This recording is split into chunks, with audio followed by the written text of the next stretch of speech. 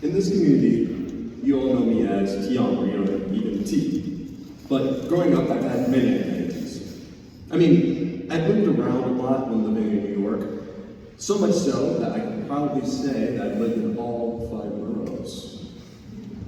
On top of this, each summer I attended the Fresh Air Fund, a week-long summer program that brings city kids to the suburbs to live with a host family. So with going to places like Baltimore and moving between apartments and schools, my life was not a stranger to this change. Because of that, I leaned into the idea of making a difference in whatever I am doing, wherever I am. Change became the driving force of my mission, to leave an imprint on the many communities I've been affected by. Now let me ask you, if you moved around and attended so many places, would you even try? If you knew that you were going to get hurt again when changing locations, would you seclude yourself? My outlook on this world of change allows me to find the positive in circumstances, no matter how difficult.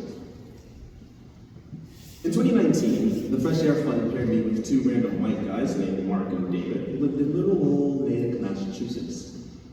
To my surprise, a couple of weeks later, they invited me to live with them to attend school there. And I couldn't resist saying yes. I was dissatisfied with my educational pursuits and simply wanted more.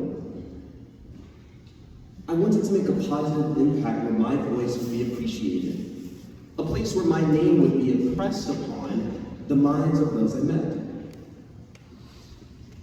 When I enrolled in 7th grade, I was way too comfortable meeting new people. I mean, I was like a golden retriever on a walk and meeting a new person, going, "Oh my God, hi, how are you? Pet me, human, hi, yes, you smell good, I'm gonna lick your palms now."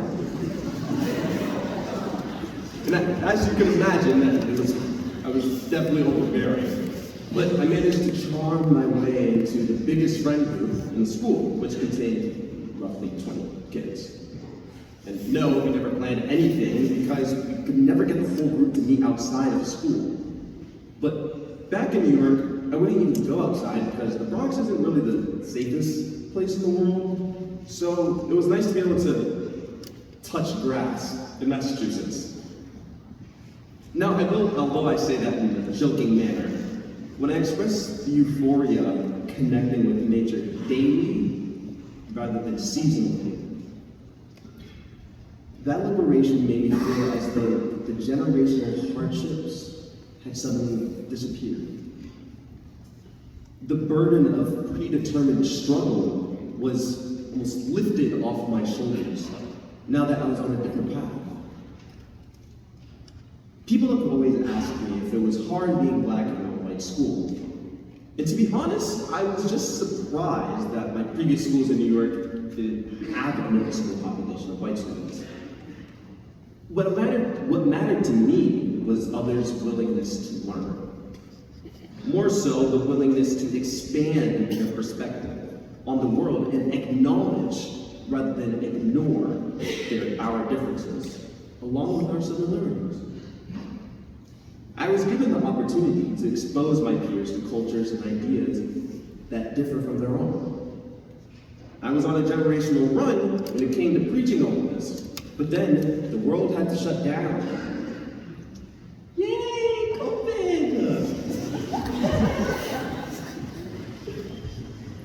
Mark and David thought my return to New York was the end of the world, which was ironic because COVID actually made the world shut down. But finishing 7th grade remotely in the Bronx, even though the world felt stagnant, I thought, hey, this isn't actually too bad. Now I can play all the Call of Duty that I want. Now, in addition to these random hobbies, quarantine also allowed me to produce more content for my aspiring YouTube channel and music career. And although I was having so much fun, I still wanted more. I wanted to be more than another person in the system of poverty. and instead break the cycle, free myself and my family from that predetermined hardship. Of course, these changes weren't going to be handed out on a silver platter. Therefore, I had to change. So, when I returned to Native for 8th grade, I began to study grammar with David. I rid myself of my New York accent, and I applied to private schools. And despite this extensive effort to assimilate into what I believed this elite society wanted, it still wasn't enough. I was waitlisted and denied at all but one school.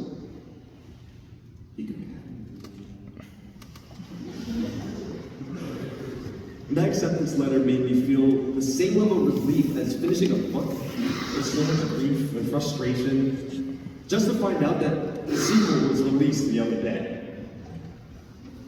Beacon is a private day school that helps students of color get accepted into predominantly white institutions.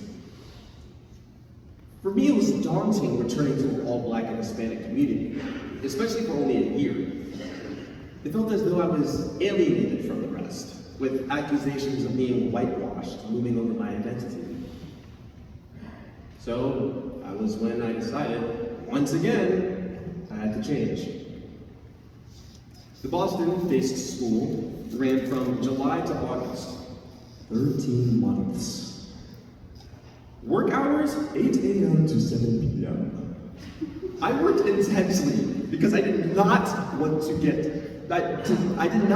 rejected again when I applied for 9th grade. I mean, it paid off because I managed to find my way to Groton, but I knew I was going to have to continue proving myself. It was then that I learned that Call of Duty definitely had to be set aside. Fast forward to my freshman spring break, I went on the India 2023 GEO. And the impact of the caste system made me reflect on how we too have systems in which we are born. But our privilege is the potential to move out of these systems. Those in India don't have this opportunity. Those 2 weeks had completely altered my outlook on change. So with that, I decided to explore Buddhism, looking back on my religious encounters with Christianity and tried to understand why people worship a higher power. To help, I also took Christian scripture and contemporary culture and studied the Bible. That, combined with reading Octavia Butler's The Parable of the Sower, allowed me to develop my own sense of religion, where my higher power is change, the only thing constant in our universe. After being at Groton for 4 years, which is the longest I've attended out of 8 schools, I feel as though we are in a cycle of waking up, eating, working, cleaning, I hope, sleeping, and repeating. And I'm sure some of you relate to that robotic lifestyle. This idea of cycle even made me spiral, leading to my depression. I wasn't used to stability or having as many friends as I did for so long. It felt as though so much was required from a long-term version of me, a person who I'd never met before. I didn't know who I had to prove anyone. But with studying Buddhism, I altered my criteria for success. It doesn't matter if you stand out from the crowd.